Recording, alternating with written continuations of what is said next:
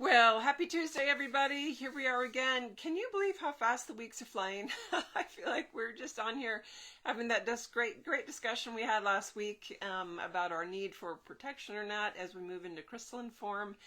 And so I got an interesting email from one of our dragons down in Australia asking a question that sort of built on that same idea or topic, but related to the dragons. And so I thought, wow, what a perfect building on or continuation of the discussion we started. So that's where we're going to dive in today. And as you'll notice, I've got Lapis Dragon and Crystal Dragon here with us. I've got my blue AndaRan. I've got a shirt that really feels water energy to me. We are in a lot of water energy right now, and not just physically, elementally around the globe. There's a lot of precipitation happening, but that is sort of an external drawing forth of what's going on energetically. And so knowing that water is our emotional body, water is your movement of information, conductivity. So we need a lot of water in when we have higher electrical currents, which are higher levels of information trying to work their way into our field. So there's going to be some stuff for you guys to be integrating right now if you're noticing that in your journey. Just being aware that that's what's going on and calling the water dragons in to assist and facilitate that movement in through the body. And why do I have the lapis and the crystal? Well, they are higher octaves of that water dragon. I don't actually have the water dragon print here in front of me, but I bet I could find it in the deck pretty quickly here. Because it is a beautiful image, and I do love, of course, I am a water dragon, so I love the water dragon when she presents. This is the beautiful one done by Nico, my artist in Argentina, Nicolas Alejandro Pena, the gifted individual, the gifted gentleman that did all of these, the whole deck for me. So enjoying that water energy, dive into it, let your emotional body really flow, let yourself listen to your own body needs of, all right, I'm feeling a big influx of energy, I'm feeling a lot going on, I'm feeling like, wow, I just need to lay down for 10 minutes, or I'm just feeling, one of the things we discussed yesterday in my layer group was this wave pattern going on of really super high, like ecstatic, on cloud nine, because feeling so aligned to the divine energies, feeling really aligned with self, and then this dip that goes in the other direction. So in that energy coming in waves, even that pattern of the dragon here, there's the dragon body, the waves, that flowing when we hit that dip, and that there's been really interesting cycles of almost feeling like a depressive energy, which for myself I know is not common for me in my life or my world. And those that were sharing that were going through the same things, they very rarely have ever had that experience in life. So feeling these very consistent dips into like something heavy, almost depressive, like just holding you back. And just know that's part of the pattern we're in right now. There's a lot of water flow. It's bringing a lot more information and energy in through that crystalline field. Things are being activated. Water's your conductor. So just allow that to flow freely, which includes letting the emotions flow freely. That's our passageway. That's our ticket to ride the boat through those emotions, when we can actually just feel them and be really immersed in what is that emotion coming up, not hiding away from it, not projecting it at other people, but really allowing the heart opening of whatever depth of emotion is coming through there, and let it out, let it out, let it out, let the dams burst. So love that. That's the overriding theme. And here we're going into these deep, heartfelt questions of, I'm going crystalline. Do I need protection? Do I encounter those? And if you didn't hear last week's, I encourage you to go and look up last week's topic to hear that discussion. So you see where it correlates, moving into the deeper question here with, not deeper, but a follow-up question in relation of the same type of thing to the dragons. Do they need protection? So I'm going to read the actual question that came in by email. As I said, it's from a dragon of our family down in Australia. And it says, I was wondering, with the dragons returning, there will obviously be those who still wish to enslave, dominate, or establish power or possibility or possibly even destroy them, do you know of any ways we can help defend them or rise to our power as humans who believe they are dragon hearts, keepers, or riders? Given that we perceive ourselves to be somewhat limited in our ability to participate in the seemingly complex mystery of the universe, do we have not only the potential ability to experience this in our timeline as humans, or must we evolve into something more in order to create and help the reality of peaceful, free dragons? So before I respond, I want you to sit and feel the answer to that in your own heart. Just like, what would you respond? What do you feel coming up in that? Do the dragons need our protection? Are there those that will still want to dominate, enslave, and have power over them or destroy them? Meaning, basically, will there still be those that are afraid of them? So let those answers sit and rise within yourself. You're a dragon. You know, why have I come to the surface? Why have I started rising into my ability to be present as dragon without fear? What is allowing the hundreds of thousands, if not millions, of dragons that are arriving as guardians and guides into this plane of reality to assist, that are revealing themselves in the clouds, the skies, the waters, the trees, wherever we're seeing them? Because we've seen more and more since about 2019, I would say, after the event. It was really a prominent difference of seeing them, particularly in the skies, and having more presence where people started noticing them in the mountains around them, places they'd been many times. A woman I remember in Florida had driven the same road for 15 years, and all of a sudden she saw 2 dragons on it. She started finding them all around because they were ready to reveal. And my whole body's tingling on this. So recognizing, first of all, indeed, there are people, there are individuals, because they're still asleep, because they're not moving into their full ascension program yet, they're not really deep in their heart space, who would be afraid, or because they have bought into the stories, the legends, the fear-mongering of these incredibly beautiful creatures, incredibly loving creatures. So even if there's some that would still be afraid, or would sit and if they saw a dragon go, oh my God, I'm going to run, I'm going to fight, or whatever would happen, they'd just probably start trembling, not knowing what to do. The dragons are there to start shifting that perspective point for them. And so the dragons are very ready to sit and just emanate that incredible love through their breastplate, through that big open heart, and hold their wings out in a space of embrace to allow that individual to soften. So knowing, yep, there's been attacks. I've been captured and enslaved as dragon in many lifetimes. Been wounded, hit with spears and things that were meant to destroy, as do many of you have memory of that. So memory of that means it's part of your ongoing journey. And we're locked in a timeline that's sort of like this weird bubble of experience that has a beginning and an end, a horizontal expansion. But outside of that, all of these things are sort of concurring or occurring simultaneously. So when we are healing traumas and things at this level, it is rippling through on the higher dimensional levels. And I talked about a lot of those levels in the last week's discussion. So go back and listen to that again. We've got all these density layers, dimensional levels, and yeah, there's been wars in Orion, there's been wars in lots of different parts of the cosmos and the universe and the multiverse. And so there are still things going on in different dimensional planes out of different scenarios.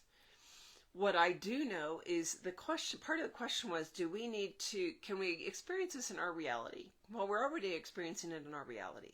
We are already communicating with the dragons. They're already showing up to us, and showing up not just in our meditations, but showing up in the landscapes, in the realm around us. So I will go back to and share, and I've shared this multiple times, but it's been a while, so you might not, if you're new to watching, you might not have heard it. But one of my early stories was in the West Kent Longborough, over in the UK, when in 2007 I was there to write the book. And I was drawn to go walking along the Longborough. There was this entrance, like a little shelter cave that dropped down and in. Not super deep, not super long. It was maybe 20 feet in. That's about 6-7 meters. So maybe 7 or 8, maybe a little bit further. And there were some boulders in there. And I don't know why, but I followed my gut, and my heart was saying, go in there and go to the back. And then there was a series of hand mudras that I had already been using with some activation groups I was part of, and I was led to let those out. I do these actual physical, energetic mantras with my whole body, that then as I got to the end and opened up my arms up like this, I could feel a portal or a gateway at the back of this cave opening. And I literally felt hundreds of dragons come out from inside the earth, move through my chest, like straight through my heart chakra, and be freed. That was their access point. So what was happening there is that I was being called as an awakening dragon, as someone who could communicate with them. They could feel that presence, and they invited me on an energetic call, pulled me there, and my own inner guidance started kicking in, because they knew that I had access to that portal and that I would be open and want to help them, want to assist. Many of you have had experiences like that, or will have, or have even felt the call to awaken a single dragon that you find in the landscape. And what that indicated, that was the beginning of their release from the inner planes. So when everything shut down here energetically and people started to create the legends of hunting them and always being on the defense, and the dragons are mean and they attack and they're horrible creatures, all of that coming in literally forced the dragons to go what you might call underground. They literally sunk themselves into the mountain ranges. They laid down on the earth and became the stone in the mountains. Some of them went down in. Another experience, similar portal in Machu Picchu when I was there. Massive rookery. So that entire mountain that Machu Picchu sits on, there was a gateway there. I knew. I was really amazing story how the timing of me to finally get there. And before they changed the regulations 2 weeks later, I had an opportunity to sit and meditate in an area which is no longer available. You have to keep moving. And as I did so, this entire portal opened up, and this entire dragon rookery, sort of like the one in How to Train Your Dragons, the giant mountain full of all the dragons that are coming in. So that was another opening, because they were starting to recognize that it was time that humanity was ready for their gift, ready to receive them, ready to not be afraid of them.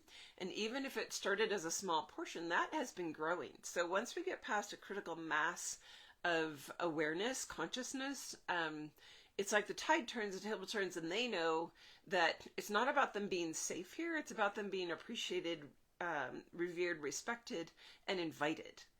And so that's when all the dimensional things start to shift, because if we open up in this atmospheric realm and have a relationship start with the dragons, they then start putting the call out to invite all the others, and all of the other pieces coming into play, where the grids are being activated.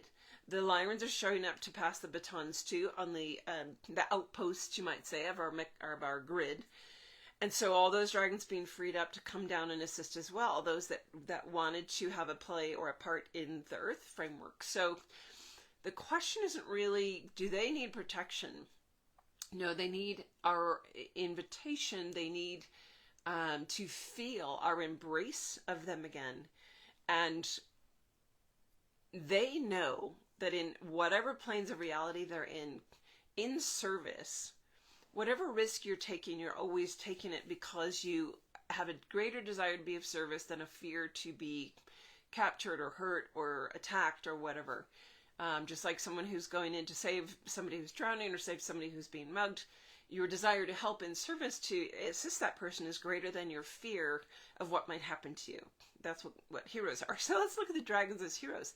This is what they do. They come in and they assist. So I don't think we need to do anything to protect or keep them from being enslaved again.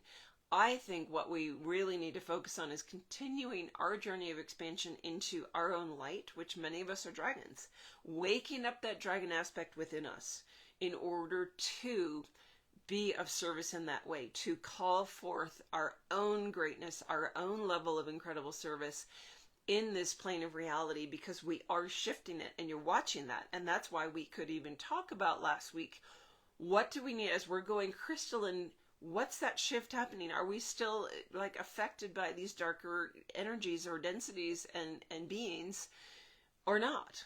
And so really focusing on ours, because as we focus on our journey, more dragons can come in and assist, because our clairs open up, our communication skills with them open up. They're able to do more with us. We're able to get more aligned to our true dragon self. And that wakes up and opens portals of communication to our family dragons, our realm dragons further back, our memory banks, which as all that opens, that's all helping shift it. So that's really what I see playing out in what can we do in the here and now. I don't need to worry about protecting the dragons. They are really well suited for taking care of themselves. As I can't remember if I've shared in this group, I know I have in my programs, how they are designed in such a way that, and this is partly why the Orion Wars played out the way they did, the dragons will never attack first. They can only defend because of their natural, unconditionally loving nature. They do not have a bone in their body that would create and attack first, unless they've gone through something where they're part of the lower density frameworks in other systems. They've sort of gone rogue, or gone into a different expression. But that's a whole nother discussion. But allowing the reality of they are conscious, sentient masters. They're full aware of any risks that might be involved in whatever service they take on. And our goal really is just to bring about a greater level of respect and love from our own being for them, that then spreads and ripples out to the rest of the Earth community. And as we do that, at least in this realm where you are living, where you are present in whatever stage or phase that is between 3D and 5D, as we keep moving forward and the gates open into higher levels of experience, that will play out around you in that way. So I thought it was a great question. It ended up bringing about this really, what I find, an interesting discussion. I hope you have too. Just about, thinking about all the different layers. It's in our heart of, we want to protect. That's that alone. The question that she asked alone to me reflects her own natural, inherent dragon aspect, who's so loving and so concerned of how do we take care of the dragons? What do we do for them? And as hard as it is to know, all right, my work for them is to work on myself, and I receive their assistance to do so. That we receive that gift that they're bringing right now, knowing that you have a higher aspect that is dragon.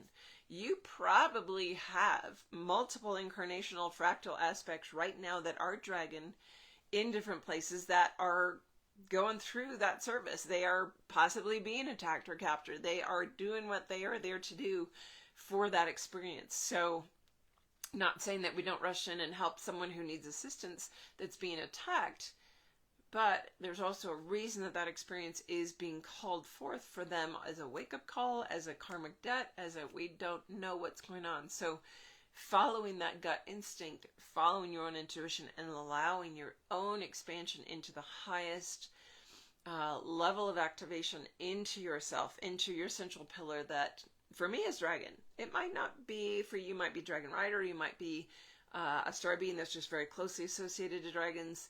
Whatever that is, you're going to know. You're going to have that internal memory residue, which we call it memory, and we immediately think, well, it's in the past, is actually concurrently happening somewhere else in the universe or the multiverse. So allowing, oh, I actually have those aspects. Maybe I can communicate with them and learn more about this. I can dive deeper into this question on my own. So just some food for thought, just really opening up. I love that she asked that. Thanks for sending that question in. And if you guys have questions even from this, what did we touch on today that begs another question for you? Email it to me and we'll continue the discussion next week.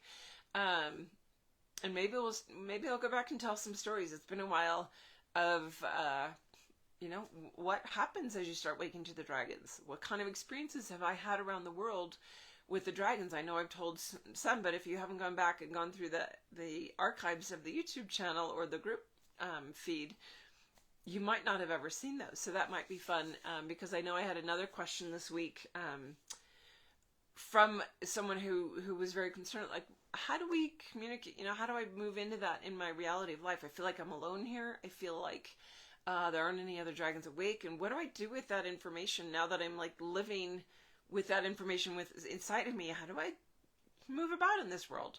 So maybe we'll tackle that next week, and talk about some stories and what your daily life turns into when the dragons are part of it. And I'd love for you guys to share some of that too. So post some stuff in this week. Start getting that conversation going in the group of, what am I experiencing on my daily life? I know that there are days when it's nice and quiet on the front. There's like nothing, but I can still always feel the dragons somehow in the background. There's phases that I have gone through in my journey where they pulled back for several months, and I was like, where are the dragons? Why is it so quiet? What's going on? And they were allowing me my own process to move through some other pieces. So I think that would be a great discussion for next week. Or if you guys send some other questions in that might be tied to it, we'll just keep expanding on it. All right. So wishing you guys a beautiful week. It is apparently another New Year's celebration on, I believe it's a lunar calendar. I'm not sure, but this weekend promises some new energies for those that are aligned into that calendar versus I believe it's called the Gregorian calendar that we shifted on January 1. So enjoy whatever weather is happening around for you. We are dumping snow. It's been actually very distracting for me because I have 2 windows in this room, and I'm watching snow just pummeling down and then blowing sideways. And it's one of those things that it just sort of captures your attention. So I was trying not to be too distracted by that. All right. If you have anything that you're wanting from the lair, whether it's a discovery call or a canvas or something, go to dragonwithin.com. All the tabs show all the different options. There's online courses, there's guided meditations, there's all the beautiful dragons in the lair, and a way to get to the booking calendar on the Book Now button that allows you to find all the session options, but also the 20-minute free discovery calls that let you, it's not a reading, and you might not get too many personal answers. Sometimes those come in as far as like, what's going on with this. It's more an opportunity to connect and see, like, where do you need to head with the dragons? What kind of work really suits you, whether it's the book, whether it's meditations, whether it's, work on this for a while and see what unfolds. Maybe you're ready for a group program or a discussion. We are going to move towards a workshop in February. We discussed that last week as well. Super excited. I haven't directly calendared it yet because I'm waiting for some other things so I know that what my February looks like. But I'm looking at a weekend in February, most likely to have a 2-day, Saturday, Sunday, maybe 5 to 6 hours each day, full-blown workshop like we would if I was to fly to your town and get a big space rented and have an actual hands-on. Eventually hope to do those kinds of gatherings again, but this came up as we haven't done one in a long time, and how great to facilitate being able to do it through Zoom and still connect. It's not quite the same as in person, but it's pretty darn close. And the beauty of technology has allowed us to really make incredible strides forward on our ascension journey because we're able to connect and have that network of light through this Zoom communication, or like through Facebook Lives, to be able to reach each other all around the globe. When we look at a global network, I'm so grateful because I have a couple of dragons here in Reno. I have a couple, dragon hearts that are actually here that have gone through the program. But even that, they live on other sides of town, and we don't necessarily even ever see each other. And it would be very minimal how much actually gets done globally as far as activations or awakening pieces that then you guys go out and do your work in your neighborhood, in your community. So I'm really grateful for all this technology. Alrighty, wishing you a beautiful week. We'll see you next Tuesday, and send those questions in. All right, bye for now.